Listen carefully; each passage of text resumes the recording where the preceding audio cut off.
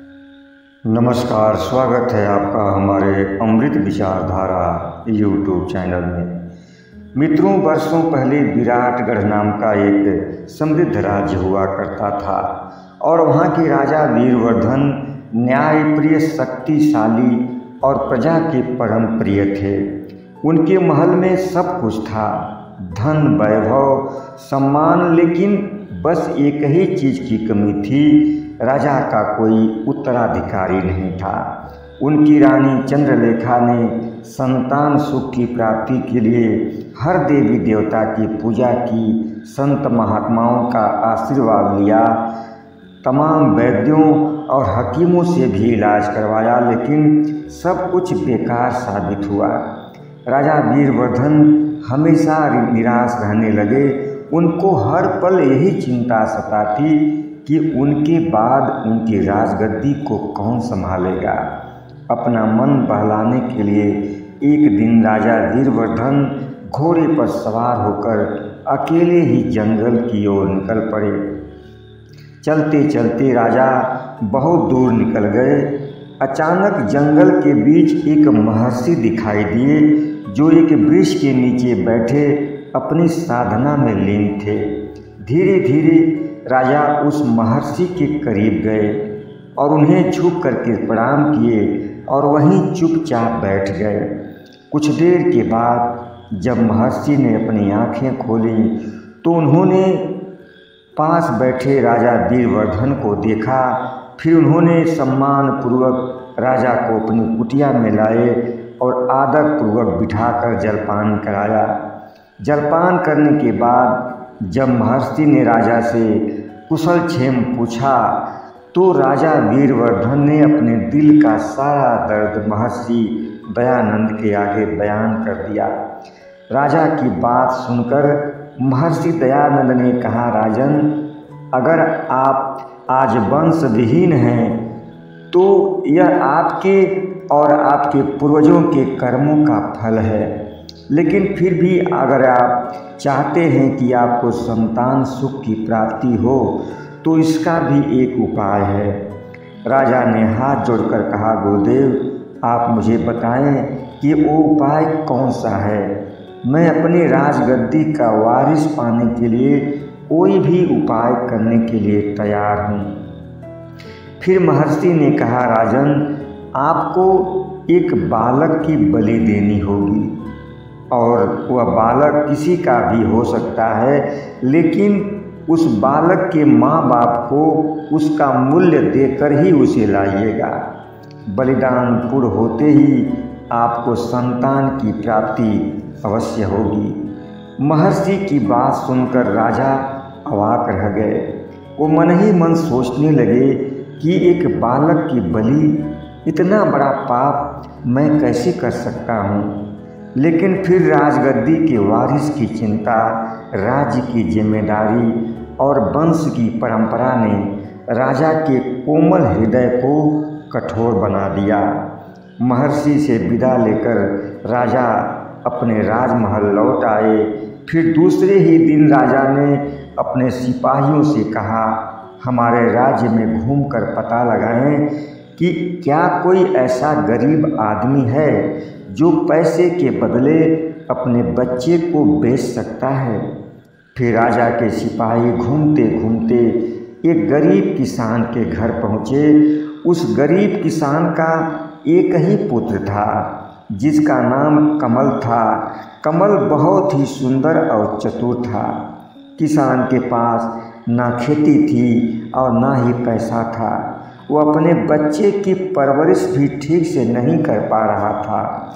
राजा के सिपाहियों ने जब महल में आकर उस गरीब किसान के बारे में राजा को बताया तो दूसरे ही दिन राजा वीरवर्धन अपना भेष बदलकर उस गरीब किसान के मिलने उसके घर पहुंच गए। उस किसान के घर पहुंचने पर राजा के मन में एक विचार आया कि अगर मैं पैसे के बदले इसके बच्चे को बलि देने के लिए मांगता हूँ तो हो सकता है यह गरीब किसान मना कर दे। फिर काफ़ी सोच विचार करके राजा ने उस गरीब किसान से कहा मैं तुम्हारे बच्चे को गोद लेना चाहता हूँ। अगर तुम मुझे अपना बच्चा सौंप दोगे तो मैं तुम्हारे बच्चे की ज़िंदगी संवार दूँगा। राजा की बात सुनकर वह गरीब किसान रोने लगा और कहने लगा, मालिक, मैं गरीब आदमी हूँ, मेरे पास कुछ भी नहीं है, बस मेरा बेटा ही मेरी पूरी दुनिया है। अगर मेरे बच्चे का भविष्य संवर सकता है तो इससे बड़ी मेरे लिए खुशी की बात क्या हो सकती है। मैं अपने बच्चे को आपको सौंपने के लिए तैयार हूँ।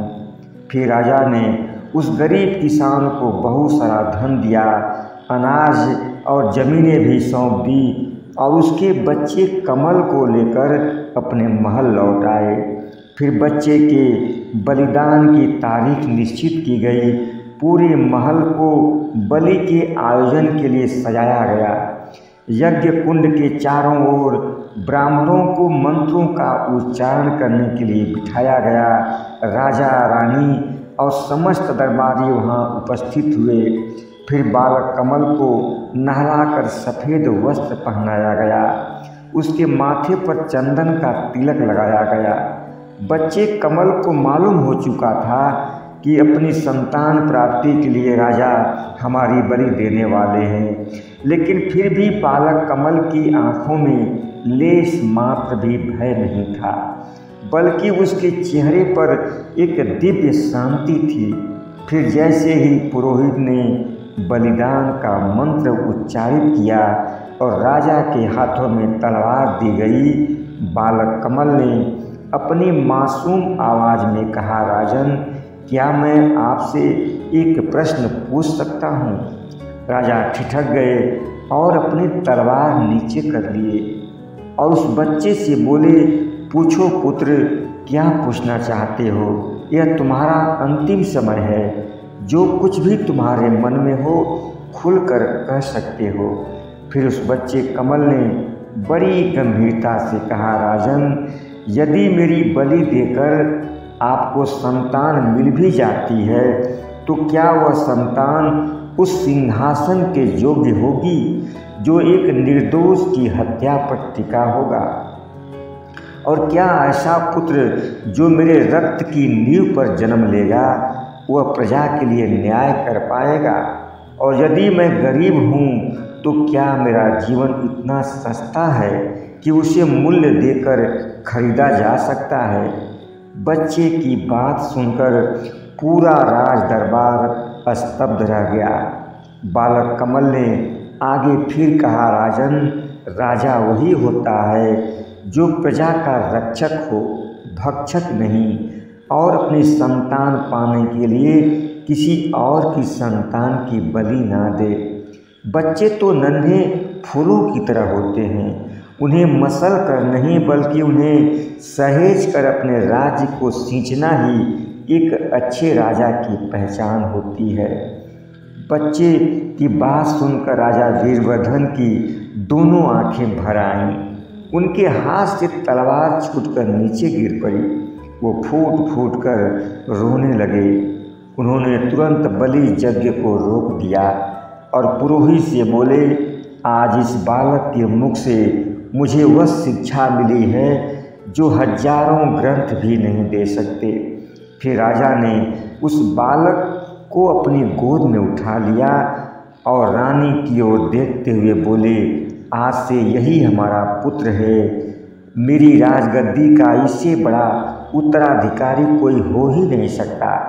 रानी ने भी बालक कमल को अपने गले से लगाया और बोली, मेरी बरसों से सूनी हुई गोद आज भर गई।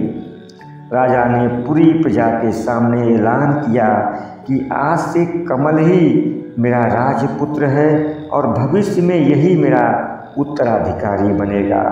इस तरह एक छोटे से बच्चे ने अपने ज्ञान से एक राजा का हृदय परिवर्तित किया और ये साबित किया कि ज्ञान उम्र से नहीं बल्कि हृदय की गहराइयों से आता है।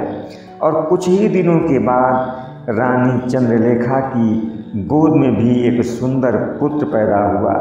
राजा वीरवर्धन ने दोनों पुत्रों में कोई भेदभाव नहीं किया, दोनों का समान रूप से लालन पालन किया और बड़ा होने पर अपने बड़े बेटे कमल को ही राजगद्दी पर बिठाया। मुझे उम्मीद है ये कहानी आपको ज़रूर एक सीख देकर जाएगी। वीडियो को लाइक और चैनल को सब्सक्राइब जरूर करिएगा। बहुत बहुत धन्यवाद।